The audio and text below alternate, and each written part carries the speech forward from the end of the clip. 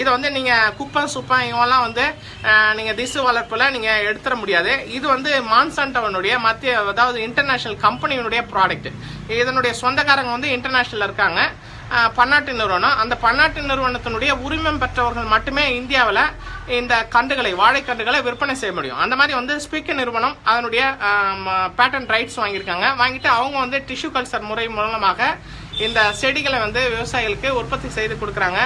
அதே மாதிரி ரிலையன்ஸ் போன்ற நிறுவனங்கள் அதெல்லாம் பண்றாங்க. அதனால வந்து இது என்ன பிரச்சனை, இந்த பழத்தை சாப்பிட்றதுல என்ன பிரச்சனை அப்படின்னு பாத்தீங்கன்னா, இந்த பழத்தை சாப்பிட்றதுனால அலர்ஜி உண்டாகும். ஏன்னா இது வந்து இயற்கையான வாழைப்பழம் இல்ல, இதனோட பல காட்டு பூச்சிகள், கரப்பாம்பூச்சி இதனுடைய ஜீன் வந்து இதுல சேர்த்திருக்காங்க. ஏன் அதனுடைய ஜீனை வந்து இதுல சேர்க்கணும் அப்படின்னா, பயிர்கள், அதாவது வாழை தண்டு அழுகல் நோய், அந்த மாதிரி நோய் வராமல் தடுப்பதற்காக. இதை தாவரம் இல்ல, இது ஒரு விலங்கு அப்படின்னு நினைச்சிட்டு அது ஏமாந்து போயிடும் அப்படிங்கிறதுக்காக அந்த கரப்பாம்பூச்சி, காட்டுப்பூச்சிகளுடைய ஜீனை இதுல சேர்த்திருக்கிறாங்க. சேர்த்து அதுதான் மரபணு மாற்றம் செய்யப்பட்டு இருக்கிறது. அந்த மாதிரி மரபணு மாற்றம் செய்யப்பட்ட இந்த மோரிஸ் வாழைப்பழத்தை சாப்பிட்றதுனால நமக்கு என்ன பிரச்சனை அப்படின்னா, இது வந்து பழமே கிடையாது, இது வாழைப்பழம் கிடையாது.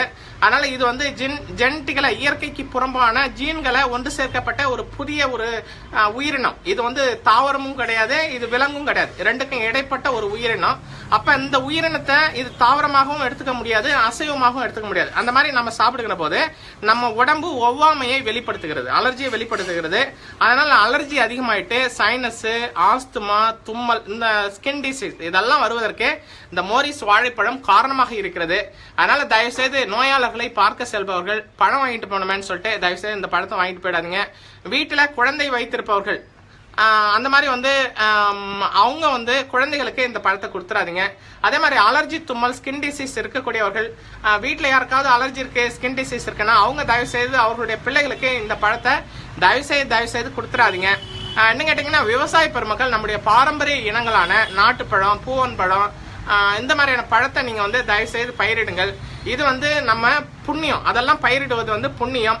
மாறாக இந்த மாதிரியான பயிர்களை நம்ம பயிரிட்டு கொடுக்கின்ற போது இதனுடைய பாவங்கள் நம்மை சேரும், அதனால நம்முடைய சந்ததிக்கு சேரும்.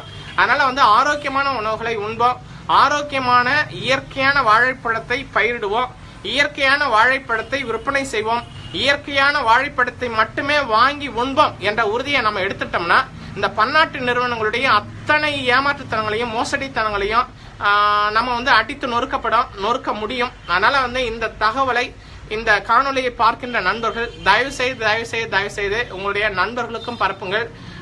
நோய் இல்லாத தமிழகம், நோய் இல்லாத